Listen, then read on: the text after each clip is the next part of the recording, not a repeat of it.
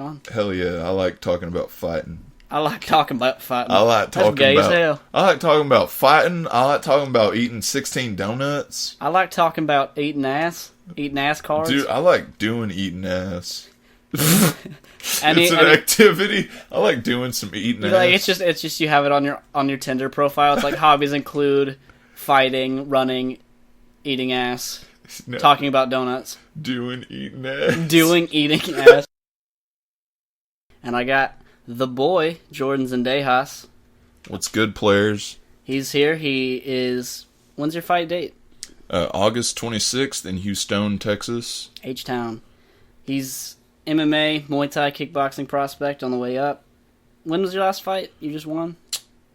The 5th? I don't know. Is it...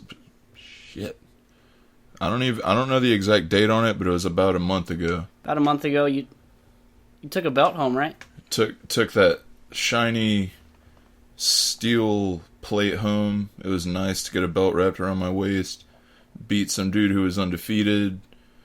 Talked shit to him before and during the fight. It was a good time.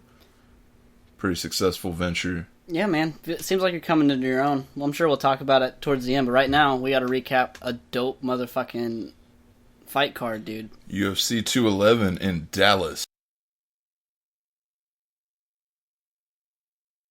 Chase Sherman, Rashad Coulter. That one's actually pretty close to you, right? Yeah, that one was a cool fight. Like, it was. You don't see heavyweights go at it like that very often, but they fucking went at it.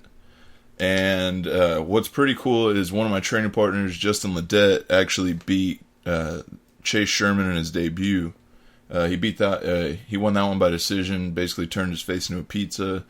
And then Rashad Coulter actually just knocked out one of my teammates before debuting in the UFC. But it was a pretty crazy fight. No, they commenced to whooping each other's ass, dude. It was like at first it looked like Sherman was just like taking off With those leg kicks. and then Coulter was like, "Nah, fuck that." Just went swinging. He gave him the ghetto hands. The ghetto hands. Yeah, like, you know, there are certain things that, you know, guys that are insiders in the sport like to call, you know, certain styles, but no, that was all ghetto hands. No, that was just straight hood, just throwing down. That was the ghetto hands. Like, that dude's got, like, a cage tatted on his chest. He's not swinging anything besides the ghetto hands. Bro, I can't wait to talk about Frankie Edgar in a second, dude. God damn it. I can. What, you don't like Frankie Edgar? Dog, fuck Frankie Edgar. What? Why? Dude, just because you beat BJ Penn and you run around like a little bitch. Run around like a little bitch. Dude. He's one of the best of all time. Dude, yeah, at eating ass. I thought we discussed that with Jotko Branch. Man, Jocko Branch ate way more ass than Frankie Edgar's entire career. But those are the only two things that I have to... no, once we get to that Maya one, that one's going to be bad too. But still, man, Oh, yeah, Alvarez and Poirier too. Oh, Speaking of eating ass. That's the next one on the horizon right now. You want to talk about that one? Yeah, because that dude. one's interesting with the no contest and the knees and. Dude, fuck that. That should have been a DQ. You know what my issue is with? I think because you remember the Weidman knee Musasi The thing, Musasi where one? New York just kind of took a shit on themselves, didn't know what to do. Yeah, I don't even think they've adopted the new rules yet. No, Texas hadn't adopted the rules. Yeah, Texas didn't. And I think Herb Dean, for not knowing the rules, made the right call in saying a no contest, because at least it didn't completely just fuck someone. But there's no replay. You can't look at a replay with the new rules, so he had to go off his first judgment. He couldn't do instant replay, which, I mean, like we said, Texas hasn't adopted the new rules, so it's just like, why didn't Herb, as a ref, like, I feel like that should be part of his job. Like, if you're reffing that night and you're in Texas, like, regardless of what promotion, like, you're reffing for, like, you should do your homework and be like, oh, I'm reffing in Texas, they don't knee on the ground here yet. So I feel like he kind of dropped the ball, and he told Alvarez that first knee was legal, and so he told him to keep going. And then after Poirier hits the ground, because he's like, oh, I don't know, I guess we got to think about the new rules, hits the ground, and then Alvarez throws another knee that was like 100% intentional. Oh, yeah, that one was, I don't think it was intentional, it was definitely illegal. Yeah, it was illegal as shit. I don't think it was intentional. I mean, you know as well as I do. You're kind of in the moment. You're not like looking. Yeah. Is both his knees off the ground? Knee. Like no, you're just kind of throwing. Yeah, I just feel like even from that way, like I feel like everyone has enough depth perception at that angle. Well, he had his head on his back. Yeah, but you can feel somebody like drop straight to both their knees. Yeah. I was just like, man, it definitely was illegal, but I think he handled it better because he went with his first gut decision than the dude in New York who was like, no, not the replay thing don't matter. Like, but in New York there is no replay, and the dude was like, that's illegal, and then he was like, no, it's illegal. No, it's illegal. Now it's legal. They kept flopping. Like at least Herb Dean was like, it's a no contest. That's it. Like, at least it was. It wasn't the right call, but for not having a replay, I think he did a pretty damn good job. See, I think I'm just kind of sour on the whole thing because I hate seeing the wrong, decision happen. Especially, I'm only saying that because Poirier was like putting on a show against Alvarez, like and I think that fight kind of showed everybody that Alvarez doesn't know what the fuck he's doing with a southpaw that can throw a 1-2. I mean, you kind of saw that with Conor.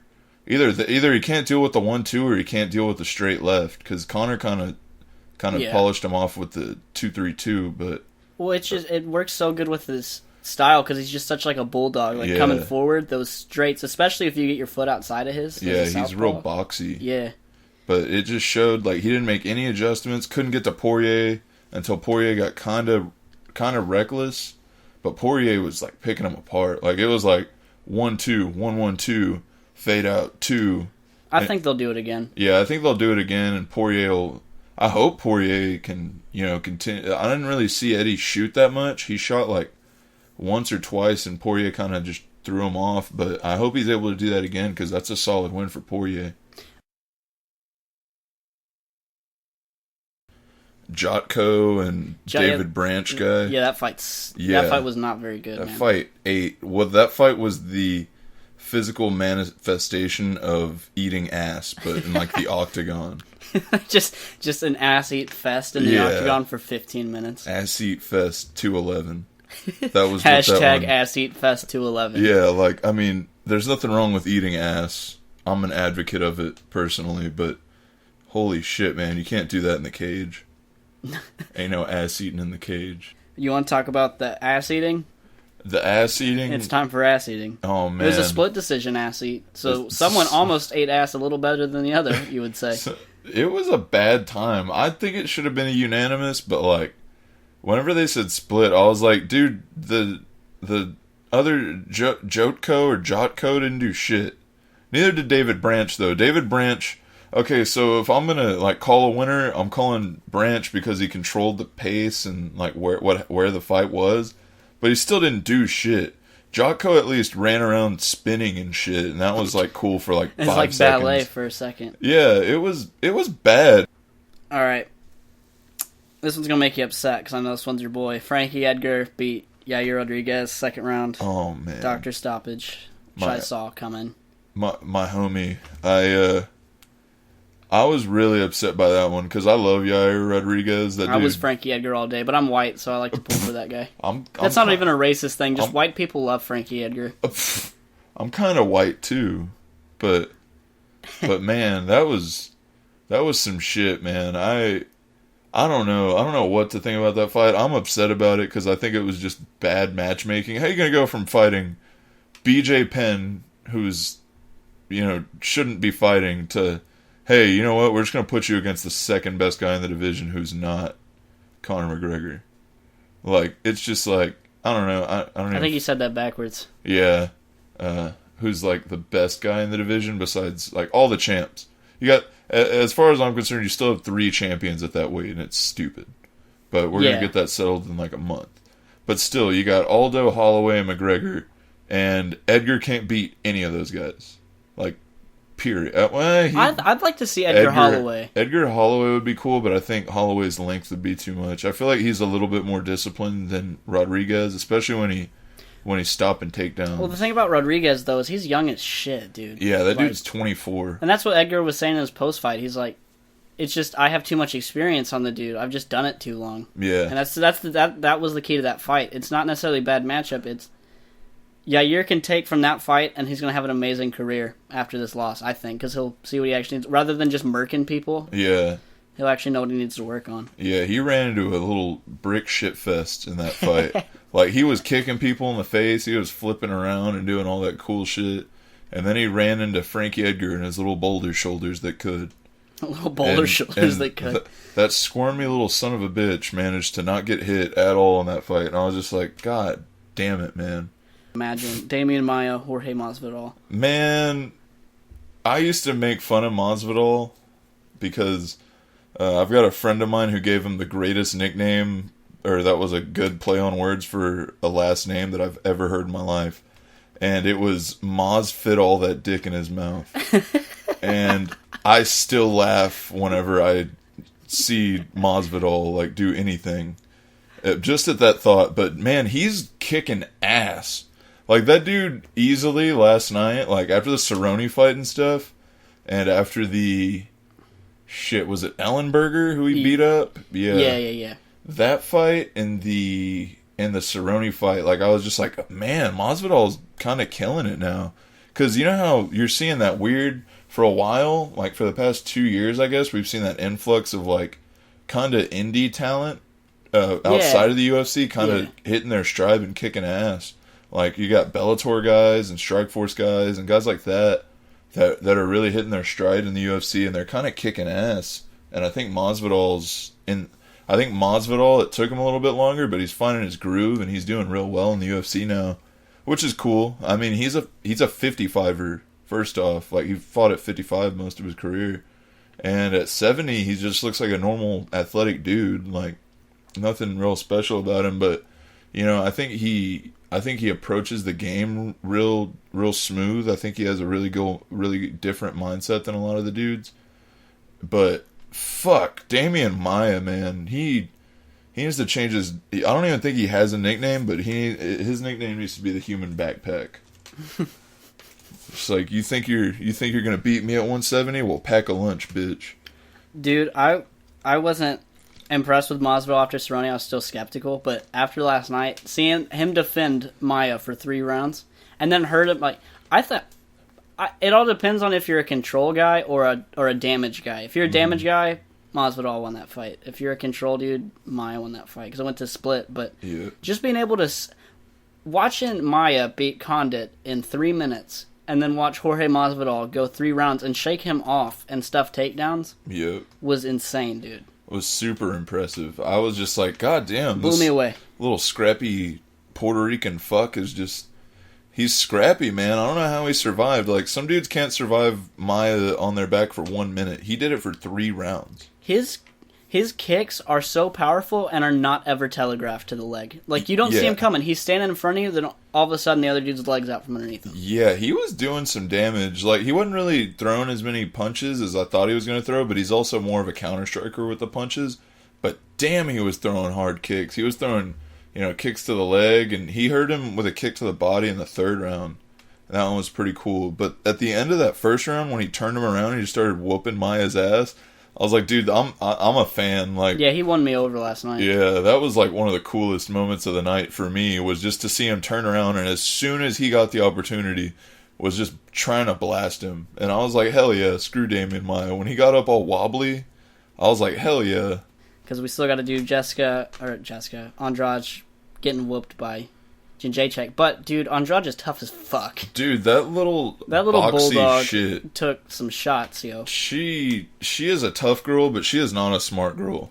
And that's what me and, like, my entire group of friends, that we're watching the fight together, and we're like, man, why isn't this girl's corner telling her to do something other than walk forward?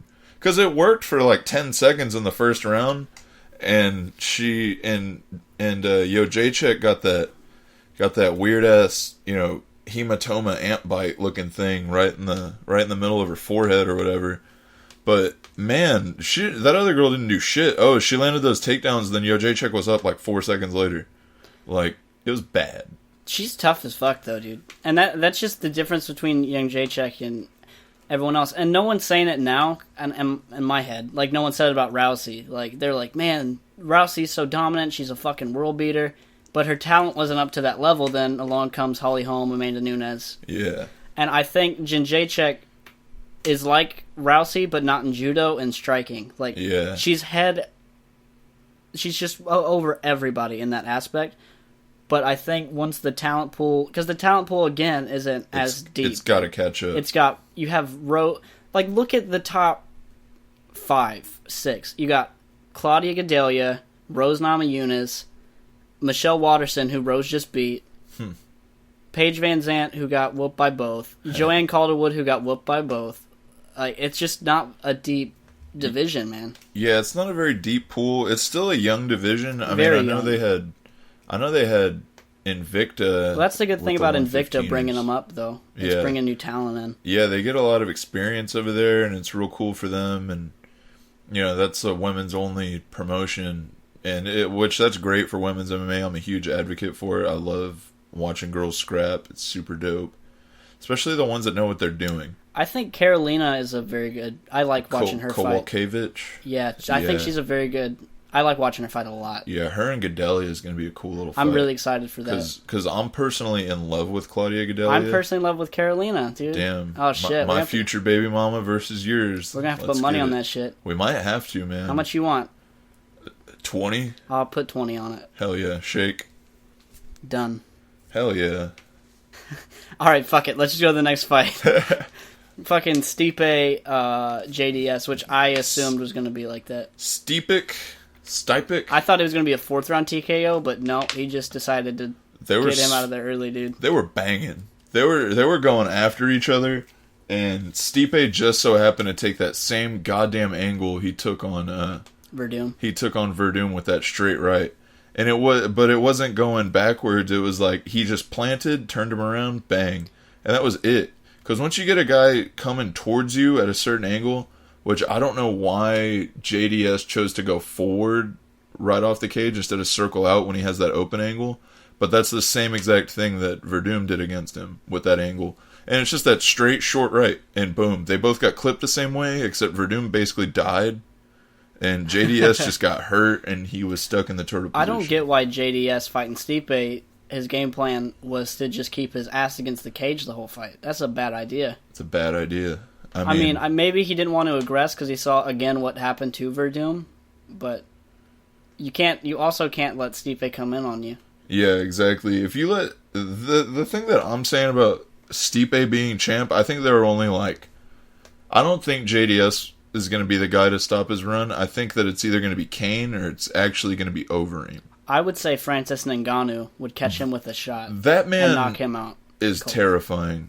Yeah. I think he would be you remember how JDS took the belt from Kane? Yeah. I feel like if Stipe loses, that's how he's going to lose. It's going to be a one-shot out. I could see that. That Ngannou guy is just a goddamn Terminator from hell. That dude is legit just a creation from the devil himself. Yeah, he's French. He's a huge black dude. Shredded to the gills. And he has and he has predator hair. Yeah. Wait, he had some weird Africa Mbatu No, he haircut. put lightning bolts in it last time, right? And they were red or some shit. Yeah. I was like, nope, fuck that. When he knocked out Arlovsky the way he knocked him out, I know he can basically blow on Arlovsky's chin and he passes out.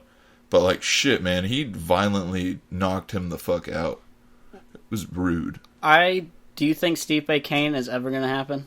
I hope so. If Kane gets on his shit and starts beating dudes up, I mean... Well, he's injured right now. Yeah, he's injured right now, but he's always injured. It's Yeah, it's constant. I don't know why he's so injury-prone, dude. Because, they say it's AKA, but Daniel Cormier's not that injured all the time. Yeah, DC's been Luke hurt twice. Rockhold's not that injured. No, Luke Rockhold's never been out. No, he's out for one injury. So. Yeah, he's done one or two, but nothing Kane's like Kane. Always out, man. I don't know what they're doing over there. I don't know, man, because it seems to me like he's been really out of shape in the past couple years, and that might be contributing to the back stuff. Because the healthier your body composition is, the healthier your entire body is. Just you see that in guys that are overweight, they tend to get injured a lot more. They're a lot more fragile, and whenever they're training real hard, I mean, as well as I do, like, training real hard, that puts a huge stress on your body. Oh, yeah. So, you see Kane, for the past 3 or 4 weigh-ins, he doesn't look like a heavyweight ass-kicking machine. He looks like a dude that could... Yeah, he don't look like the same dude that took the belt. He used to be a lean, mean little ass whooper. The dude that took out Lesnar. Yeah, like... But he did fuck up Travis Brown. Wasn't that his last fight? Oh, yeah, that was his last fight. But he was big for that one, too. And apparently he fought that fight, his back was hurting, too, which is another thing, like, overweight guys hurt their back a lot. So, it's just, I don't know. There's a whole thing with that. Yeah, I hope that fight happens. Before fights, the Thursday before, I try to preview the fights coming up, but this fight card coming up, not 212, they have one in between. It's Teixeira Gustafsson. Fuck. But then every fight after that, I don't know a single person. So just give me your prediction, Gustafsson, Teixeira, in Sweden. Man, Gustafsson. I can't... Damn, man. It's weird. Gustafsson's career is super shaky and flaky. I don't buy his hype, dude. He had one fight against Jones where Jones didn't train for 2 weeks. I don't know. I like Gustafsson. I do too, cool but I don't think he's as good as people give him credit for. Or I'm sorry, I don't think he's that good. Yeah.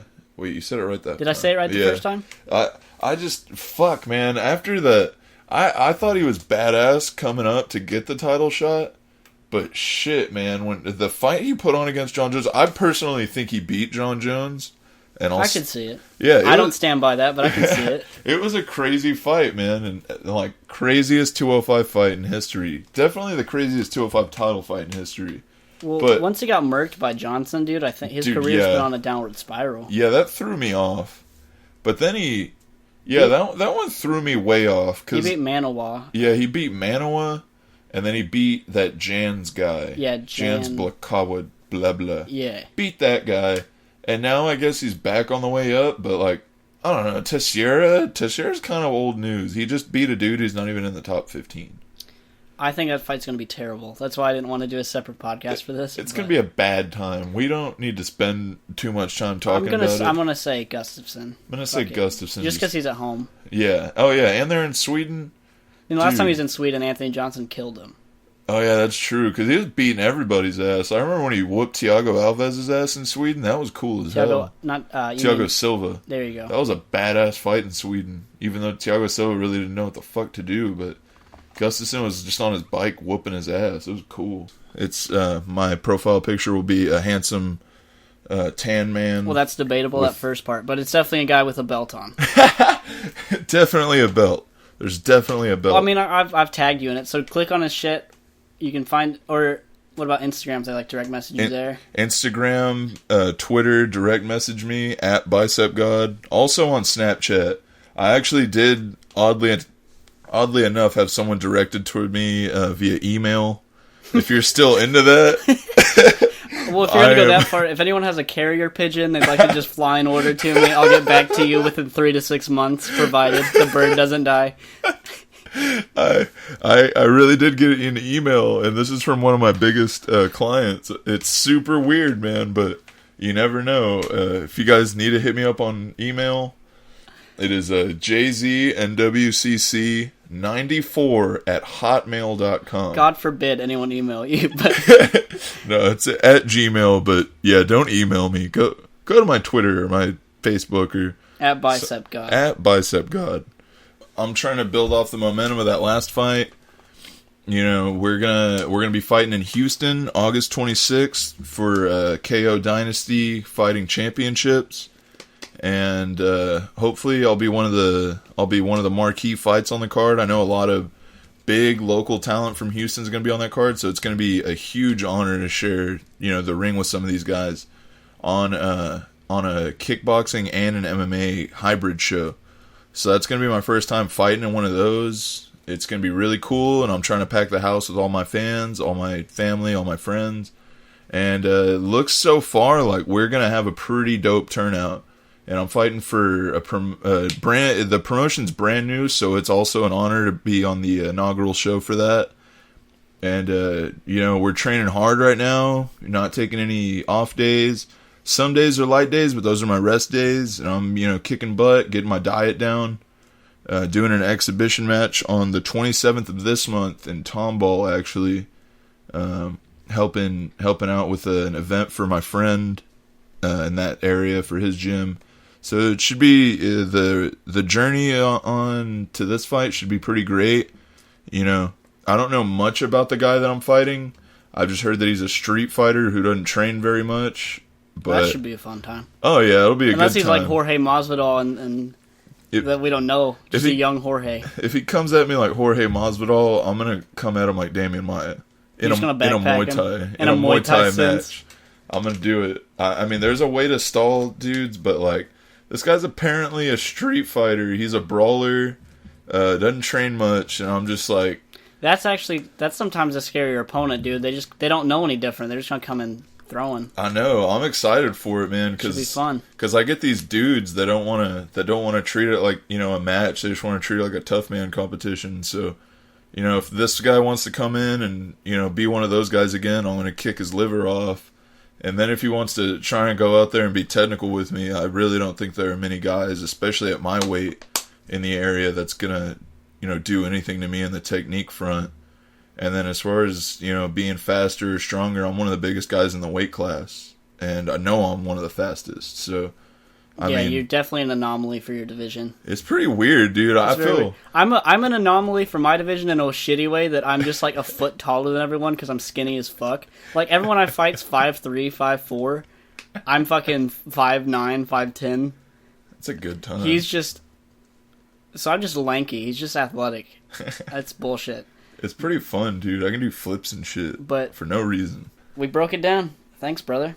Hell yeah. Y'all have a good day, players. Keep on BUFUing. And so, we're looking at awful movies, and I go, well, if you want to watch a shitty movie, we just pass Never Back Down 2. Thinking, wow, out of all the stupid things I say, this isn't going to resonate with her, and she's not going to take me serious. Oh, that one went in, and she absorbed it. That's what, winky face. And then we picked a movie. Oh, that was gross. We should have just a segment where we talk about my sex life. That way I don't have to make awful jokes like that. If we want to have a gross segment, we should talk about my sex life. Oh, man. And all the ones I've been with. Oh. The lack of standards. Let's not do this right now. Yeah, we're still talking about Never Back Down 2.